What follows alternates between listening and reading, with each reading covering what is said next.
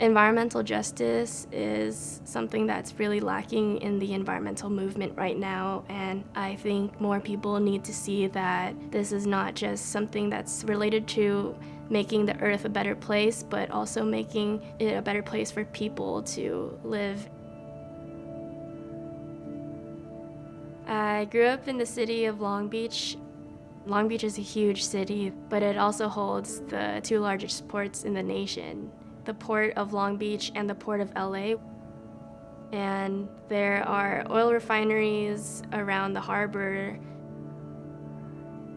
Knowing that I live around things that are harmful to my health and my family's health, I am actually discouraged to go outside in my own neighborhood, especially because I grew up with asthma as a kid and I had a lot of respiratory problems.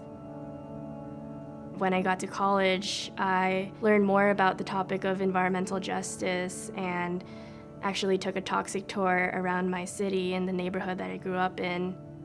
There are a lot of environmental and sustainability organizations here at UCLA, but the one thing I saw that was lacking was a focus on how people of color, communities of color, are being affected by climate change and pollution from fossil fuel-based industries. So I decided to band together with a couple of other UCLA students, and we created what was called the Environmentalists of Color Collective. We didn't know what that looked like at first, so we just got all of our resources together and reached out to people we knew, and eventually we started organizing a climate justice forum.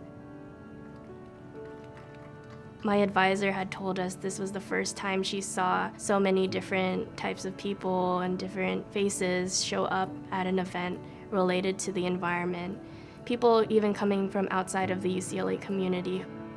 Valeree is an incredible listener, and not only that, but processing what she's hearing. And maybe not always responding right then and there, so perhaps responding later when she's had a chance to better digest what's going on. But that's an incredible skill in an increasingly noisy world that we live in. I feel like I'm most proud of the collective for bringing in so many different skills and perspectives to the table, connecting so many different people who wouldn't have met otherwise. We as a collective are just a very small group, but the more that we share these stories, it has a kind of ripple effect.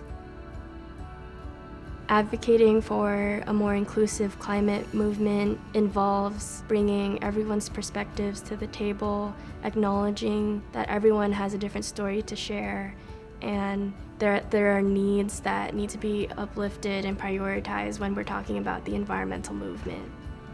I think that's where I can make the most impact.